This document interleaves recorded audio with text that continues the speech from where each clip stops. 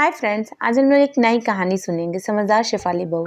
शेफाली की शादी हुए अभी साल भर ही हुआ था। वो सबको समझ गई थी साल भर में। वैसे भी घर में था ही कौन, माँ, उसके पति सागर और वो गिनती के 3 लोग का परिवार था। हाँ, आने जाने वाले रिश्तेदार बहुत थे। कोई न कोई अक्सर आता जाता रहता था। माँ की बहुत पहचान थी। उन्होंने सबसे अच्छे रिश्ते बना कर रखे थे और उनका व्यवहार भी इतना अच्छा था कि हर कोई उनसे मिलने आता रहता था। शेफाली को भी अच्छा लगता था सबका आना। वो सबको हमेशा कुछ नया बनाकर खिलाती। माँ की सहेलियों की तो वैसे भी खास ही समझती थी। माँ उसे हमेशा आगे पढ़ने के लिए प्रोत्साहित करती रहती थी। उसने एमए कर रखा था, पर माँ हमेशा उसे कहती उसे जो भी आगे करना है वो करे, घर की चिंता ना करे, घर वो संभाल लेगी। आज माँ की किटी थी। आज कई साल बाद माँ ने अपनी पुरानी सहेलियों को भी बुलाया था। सबकी बातों से पता चला कि माँ इनके होने के बाद पीएचडी कर रही थी। सिर्फ थीसिस जमा करना ही बाकी बचा था।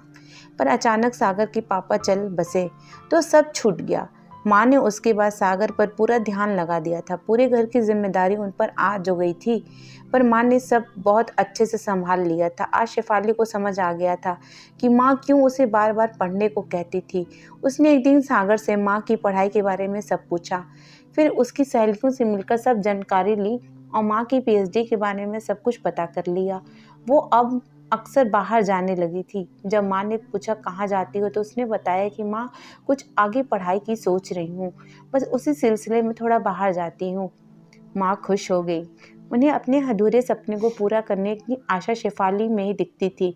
वे चाहती थी कि पीएचडी वो पूरा नहीं कर पाई तो शेफाली करे। एक बार जब शेफाली ने माँ से कहा कि माँ, पीएचडी करने की सोच रही हूँ, तो उनकी तो खुशी का ठिकाना ही नहीं था।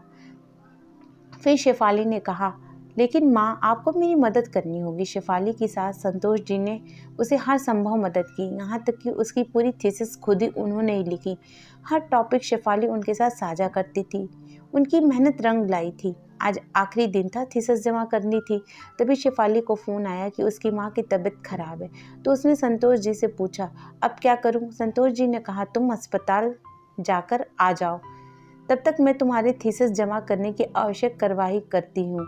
शेफाली ठीक है बोली कर निकल गई। जब जब मीरा जी कॉलेज पहुंची तो देखा वहाँ शेफाली, सागर, उनकी सहेलियाँ सब पहले से मौजूद हैं।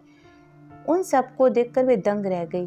तब सामने से वे प्रोफेसर मैडम आ रही थी, जिनके मार्गदर्शन में उन्होंने पीएचडी की शुरुआत की थी। उन्हें कुछ समझ नहीं आ रहा था। तब शेफाली ने उनके हाथ से थीसिस की फाइल ली और मैडम को दे दिया। सबने बहुत तालियां बजाई और मैडम ने उन्हें एक कागज़ दिया जिसमें लिखा था, संतोष सिन्हा को अपनी पीएचडी पूरी करने हेतु बधाई। माँ की आंखों में आंसू आ गए थे। उन्होंने तो सोचा भी नहीं था। जो बहुत खुश थी, उनसे भी ज़्यादा खुश थी शेफाली।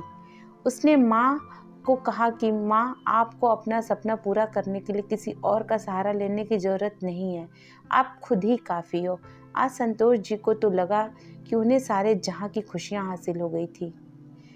दोस्तों, कहानी पढ़कर कहीं न जाएं। नीचे कमेंट बॉक्स में जाकर अपने कीमती कमेंट ज़रूर भेजें। हमें आपके कमेंट का इंतज़ार है और हमेशा रहेगा। Thank you.